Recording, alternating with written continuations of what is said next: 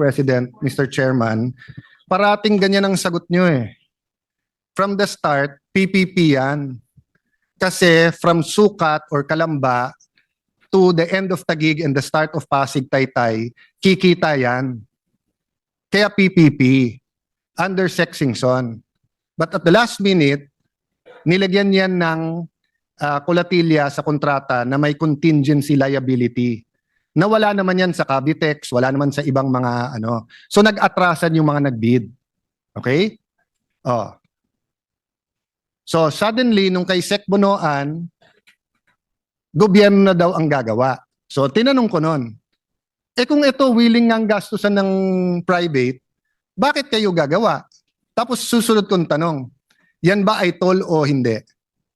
Ang sabi niya, baka i-flip ng DPWH. Oh. Okay, number 3, Sec Vince. Maglalagay sila ng exit sa Bikutan. Bikutan side, which is Taguig. Pinakita ko yung video na 45 minutes hindi na gumagalaw yung traffic. Lalagyan mo pa dyan. Oh, they promised us a traffic study. Nasaan yung traffic study?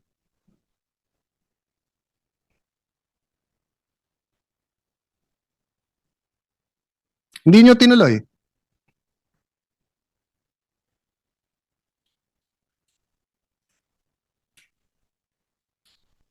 Wala kayong traffic study. Tinuturo nyo si RD Malaluan na meron daw silang traffic study for the local na tinuro kayo pabalik. Oh. Well, according po sa DPWH, meron raw traffic study. When was it conducted, ma'am?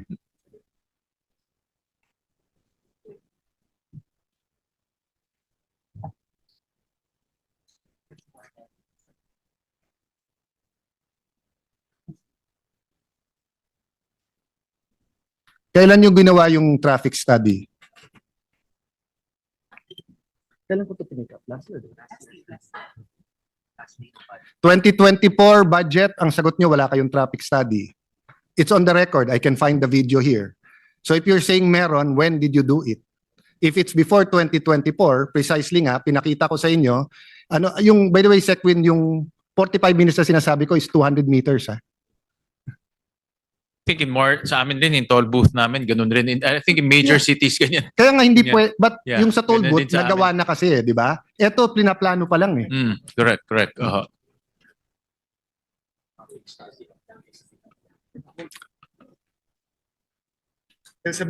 Well, meron daw silang traffic study for the entire project na 2021 raw ginawa. Yeah, ma'am. And they can submit it Ano, raw tomorrow. Sec Vince, ito yung point ha. Gumawa sila ng exit sa Bikutan. You know that kasi it's going to my house and going to the City Hall and Campagundiwa. Doon nila ilalabas. 100 to 200 meters, 45 minutes, hindi gumagalaw yung traffic. 2024 to, 2023 Christmas. And then January, a little bit better, 35 minutes. Oh. So, kinonfront ko sila last year this time. Aanin namin ang 2021 traffic. 2021, ma'am, tapos na ba ang pandemic noon? Patapos pa lang. O, kaya walang traffic. So pag ginawa natin yung kalye na yan, balik natin yung pandemic para walang traffic sa Taguig. Anyway, I'll continue, Sec Vince, kasi I won't argue, sayang yung oras. Okay. May I ask the DPWH planners, what did I request? How far away from Lakeshore dapat ang kalye? What did I request? Written request yun, ha? Baka kala nyo, kwentuhan lang to. Yes, I'll get there. Good remind, but I'll get there.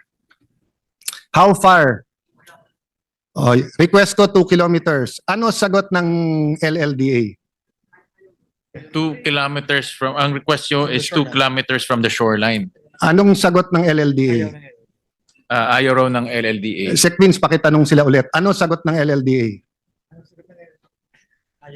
Okay. So ma'am, ina-amend mo yung LLDA? Kasi hawak ko yung sulat ng LLDA, payag sila 1.2, wag daw 2 kilometers. Hawak ko yung sulat eh. Umangal pa ako, ba't hindi niyo ako sinama sa meeting sa LLDA eh? Anong meron yung project na yan na ayaw nyo maging transparent dyan? I have the letter. Nandiyan yung letter.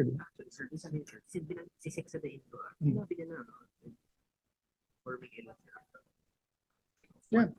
Oh, Sexadain, ikaw nakapirma sa letter, oh. Nakalagay doon 1.2 sa technical working group nyo. Ba't nyo nasasabihin ngayon na hindi pwede? June 10, 2025 to. Oh, yeah, but Vince, pareho, yung hindi pumayag at pumayag 1.2. Tapos anong ginagawa nyo ngayon? 500 meters. Kausap ko congressman ng ng Muntinlupa sa kasal ng anak ng congressman namin eh. Pareho kami na sinasabi eh. The further it is, the better for our cities. Because magkakaroon genuine ng water sa amin, better for property prices, better for the environment, hindi rin kami tatamaan. Oh.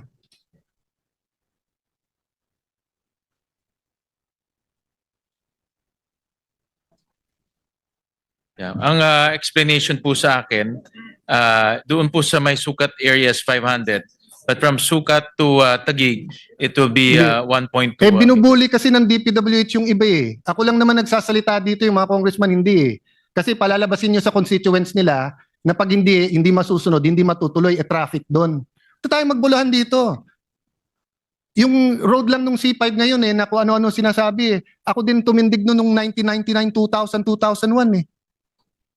Kung naayos yung dike na yun sa dapat na alignment kay Secretary Villar pa, wala kaming problema ngayon eh. Sec Vince, nakwento na ba nila sa iyo kung ano naging conclusion nila sa letter nila ngayon sa Taguig? Hindi na lang daw nila gagawin yung bikutan to kasi marami so yung gagawin na lang nila yung sukat na lang daw to yeah, without consulting us. May I ask the DPWH, Sec Sadain and Ma'am, did we ever tell you we don't want the project or we told you pa ulit-ulit ayusin nyo lang? So kung ayaw nyo ng 1.2, payag ang LLDA, wag na lang. Kung traffic sa Bikutan, sabi ko lang, maghanap tayo ng ibang exit o kaya gumawa tayo ng overpass sa Bikutan, wag na lang.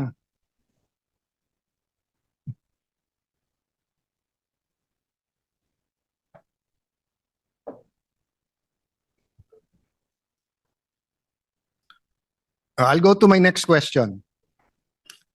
If Secretary Vince was with DOTR now and not with DPWH, may I ask the dear Secretary, Sir, ano mas maganda dyan sa circumferential travel or transportation mode sa buong Laguna Lake? Mas maganda ba dyan ang highway na 6 kilometers, na 6 lanes or 8 lanes? O mas maganda ba dyan train ang ilagay natin?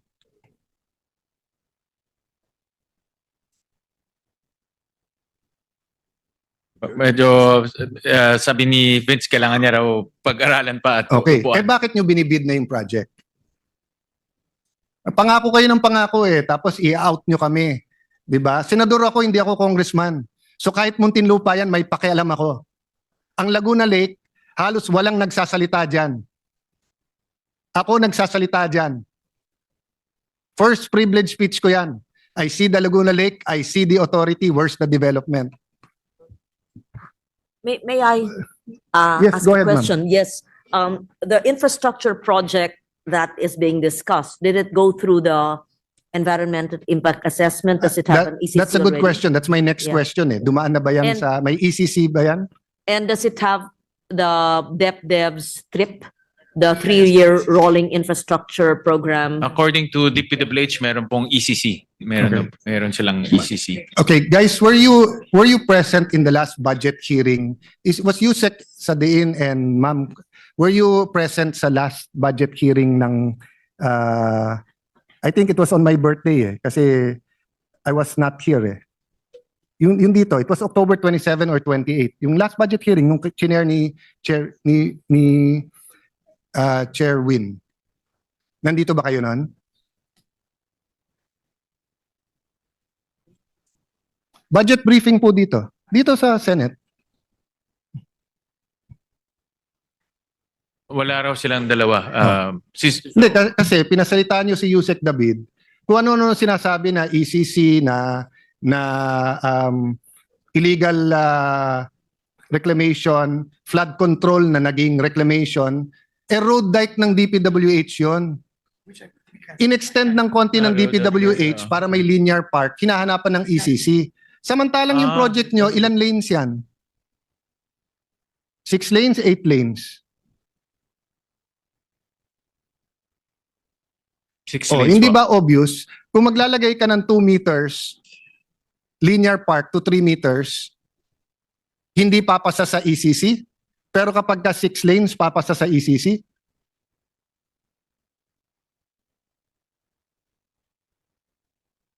You know, Sec Vince, reputations are important here. And I thank you because nga kinorek mo. Pero hanggang ngayon, nangungulit ang PRA at saka DNR eh. Nagbigay pala sila ng ECC for 6 lanes eh. So for 2-3 meters, questionin nila. Project ng DPWH ha? Project ng DPWH. Oh, but this is my point, no, to close the issue on that. Sec Vince, can we go to NEDA and check kung anong pinakamabuti dyan? Kasi duda talaga ako sa project na yan eh. Bakit uutangin? Bakit hindi PPP? Tapos kung talagang transportation at saka eco-friendly, bakit hindi train? Or kung combination? Sabi ko nga pa, pwedeng dalawa. Hindi nga kasi may fast break si Secretary Bunuan dyan eh. Kaya nagulat ako na binid nyo pa rin. Alam nyo may problema kami dyan eh. Di ba? So anyway, may I request, Mr. Chairman, that we, you know, Korean yan, di ba? Korean, yung utang. O ayokong ayokong mapaya tayo sa lenders natin. Naging DFA secretary ako eh. Naintindihan ko pagka, di ba, Sec Vince, pag nasa Japan tayo, sabihin na bawasan yung pondo, sabi yung right of way, hindi natin, nakakahiya eh. Eh, ang problema, 3 taong ko to bring up sa inyo, hindi nyo sineseryoso yung aking concerns dyan. Kung nung first 3 months, baka ginagawa na yan eh. Oo lang kayo ng oo, tapos akala nyo hindi ko babantayan. Tapos anong mangyayari, sir? Pag nagawa nyo yung Kalamba hanggang Sukat, susunod na sa Sukat, barangay ko, Bagong Bayan, ipapublish nyo na kaya wala ang Taguig kasi pinatanggal ko? Kayo naman nagsabing wag na ituloy. Sinabi ng LLDA, okay eh. Okay kami sa 1 kilometer set bins. Ang gusto namin, hindi tamaan yung property values. Tapos secondly, that road will help as a secondary dike. Kasi yung isa naming subdivision ngayon, subdivision ng Taguig hindi akin yon. Because of the rising waters doon, lalong binabaha yung Bay Breeze. Inaaraw-araw din kami doon. Lahat ng kausap ko dyan, nag-retire na kasi panahon pa to ni Secretary Villar. Nung ginawa nyo yung dike, 3 alignment. Isang napaka-inland, yung present na ginawa nyo, yung pangalawa sa tubig. Ang matitipid lang is less than 5 billion. You chose to do the one in the middle, but you promised us 600 million for polder dikes. Pakihanap sa archives nyo, meron kayong plano niyan for polder dikes. Because 1,400 hectares ay nasa labas ng dike. Yun yung pinapakita ni Secretary Yusek David na hindi niya alam, hindi reclamation yon. Nagla-landfill sa 1,400 hectares that was not what was excluded by the dike. Na inadmit ni Secretary Villar, mag-e-erode yun. Kasi naglagay ka ng dike mataas ang tubig. Di ba? So kung landowner ka, proprotektahan mo. Ano to, Sequin, titled yung iba dito. Di ba? So, yun lang request ko. Can we have an honest to goodness review of that project? Senator Arlan, ay naintindihan ko yung kalagayan nyo dahil kami rin sa Valenzuela, we're very conscious about the national projects, lalo na kung makaka-apekto sa constituents natin at makaka-cost ng traffic kasi most ng mga cities matraffic talaga eh. So, Secretary Vince committed to take a look at this personally. Thank you. Sabi niya Thank siya you. mismo. Just related to that, but ito hindi problema. Well, problema, pero anong solusyon? So, in the 1970s, correct me if I'm wrong, pinanganak ko 1970 eh. So, nung ginawa yung Napindan Spillway, may pangako na gagawin yung Parañaque Spillway. Ang problema, ginawa yung South Superhighway, umunlad ang Parañaque, nagmahal ang property prices. So, nag-decide, over generations to, 50 years na mahigit eh, hindi tinuloy yung Parañaque Spillway. Na-bring up to, during Pinoy's time, there was a proposal, pag nagkaroon ng road, isama sa road ang reclamation, tapos butasan going to the Pacific River, Pacific Ocean, para ang tubig, kasi kailangan pumasok ang tubig alat eh. Of course, the reforestation din sa mga watershed, no? So that was the second solution. Hindi rin inapprove to ni Sec Babes. And to be fair to him, limited na yung time. Kaya road munang ginawa nila. Walang reclamation. The reclamation kasi would pay for the additional cost. So panahon naman ni President Pinoy, kinancel yung kontrata with Belgians for the dredging. Kasi ang dredging daw ay corruption. May dredging na corrupt, may dredging. Di ba it's like sabihin mo, evil ang baril eh. Pag pulis ang gumamit ng baril for protection of the people, it's being used for good. If hold-upper or kung yung pulis ang mang-hold up, it's being used for bad. So dredging is a legitimate engineering intervention. And our president now is saying that. So my question is DPWH studying any of this? Are you studying either the dredging of Laguna Lake or the Parañaque Spillway or other alternatives? I ask this because flooding in the coastal areas of Laguna Lake, etc. Kasi nung ginawa yan, Mr. Chairman, the LLDA law says anything below 12.5 meters is owned by LLDA. That's a longer story, but PD ni President Marcos. But of course, you cannot confiscate land. So kung merong claim doon at may title, no? But the point is, we built the dike at 15 point something, 15.6, 15.5, 15.3 meters. And nung unang natapos yung dike niya, nung nagkabagyo na malaki, pumunta ako doon, malayo pa, Senwin, mga 2 meters pa talaga. Actually, lower pa din 2 meters kasi 13 is higher. Ngayon, pumunta kayo, ang taas ng tubig. So if we don't do anything about the lake, not only do we kill the potential, so I'm asking kasi kung wala pa, shouldn't you put money? Si Sec Vince knows this better than I kasi nasa finance team siya noon. Can you put something in the pipeline, whether it's with the Japanese, Koreans, or a study kung anong options talaga na pwede pa? Kasi I don't wanna argue na pwedeng Parañaque Spillway, then Las Piñas and Parañaque says hindi pwede. I don't want to argue na butasan yung Budok, then ayaw ng Rizal or ayaw natin ng reclamation. But doing nothing is waiting for a disaster to happen. Well, they'll take a look at that. In fact, the Secretary agrees that makakailangan nga tingnan yung dredging doon kasi Look, alam niya rin yung situation doon. So, So pag-aaralan nila. How big again is Clark? Ilan hectares? 27? 35,000? 30,000 hectares. So as a perspective lang, Mr. Chair, at saka sa mga nanonood pa sa atin at this time, ang Fort Bonifacio is about 500 plus hectares. Ang BGC is 100 hectares, more or less. Ang Clark is 30,000 hectares. Okay? Ang paki-Google yung exacto square kilometers ng Laguna Lake. Ang buong Singapore kasya sa Laguna Lake. Yes. So ganun kaganda at ganun kalaki ng potential niya, and it covers Metro Manila, Laguna, and Rizal. Kung hindi nag-pandemic, yun na ang susunod naming ilalabi kay President Duterte noon eh, na after the cleanup of Boracay, the development of Clark is a development plan for the Laguna Lake. In fact, we put money when I was speaker for, by the way, Sec Vince, let me amend myself,